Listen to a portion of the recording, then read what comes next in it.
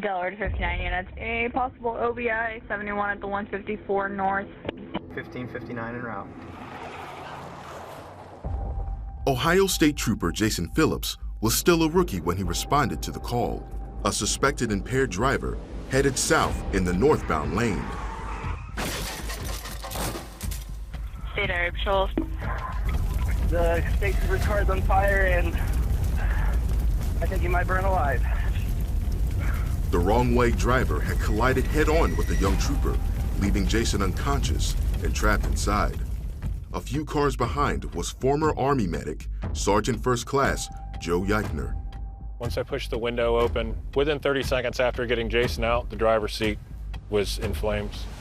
Joe stabilized Jason's neck for 15 minutes until EMS and other troopers arrived. Bleeding from his right arm, his shoulder, but his right leg was a mess. Buddy, you're gonna be all right. Your brothers and sisters are here. There's other troopers here. Relax, you're okay. Jason was life-flighted to the Ohio State University Wexner Medical Center. 2 hours later, 2 state troopers visited Jason's parents to give them the news. Mind if we talk to you inside? I looked at myself. I don't know. I don't know if I want you to. So was it fatal? And they said no, critical. Lord, you're going to have to give me peace in this because I don't understand all this. How does this bring you glory in this? By then, Jason was comatose and intubated. The first 72 hours were critical. Burns to the right side of his head and neck. He had multiple injuries to his arms and his legs. He had some internal bleeding. He also had a traumatic brain injury. The most unknown parameter in all of this is how he will recover. With this respect to his brain injury, his mortality was very high. Meanwhile, the hospital waiting room was filling up with fellow troopers and friends offering support and prayer. It will be a long, hard fight, and they needed a miracle. God, I can't do this. I can't do this. I don't know what is going on, but I need your help. Just 7 months prior, Jason had graduated from the Patrol Academy with hopes of making a difference. Now, he was lying unresponsive in the surgery intensive care unit. God, either all your word is true, or it's all a lie. If one thing fails, it all fails. I choose to trust you. If you take him, I'll still praise you. Jason pulled through the first 72 hours, yet even with the expert care, he still needed a miracle. The people offering prayers through social media reached the hundreds of thousands. Just like God would just come and lift me up and I'd tell him, wow, I could feel it. And God was letting me know, it's gonna be okay. Don't give up on me. Don't you dare stop fighting. Fight. And God is here with you.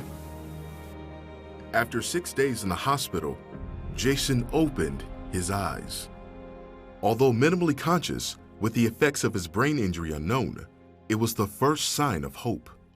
And I said, look, from what I see right now, I don't think we should give up. We're going to do everything we can, and that you should have faith in the fact that we think there's a chance.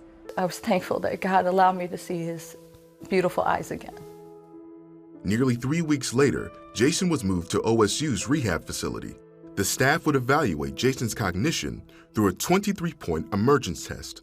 He had to pass all 23 to be declared fully conscious or emerged. They said maybe 6 months he might wake up. Maybe a year, maybe never. Oh, if he does, he'll never be normal again. And it's like, no, you don't understand God. One day, while asking his son specific questions, Jason Sr. knew something was different. I pointed to everybody in the room and said, he's emerged, he's awake. Well, how do you know? Because I know my son. That's how I know. On August 9th, Jason was officially declared emerged. Then on August 27th, only 2 months after the crash, he went home. Jason continues to improve daily and lives life today with joy and gratitude. It feels so good to walk through that door. Yeah. It's not even 2 years ago that he was near death.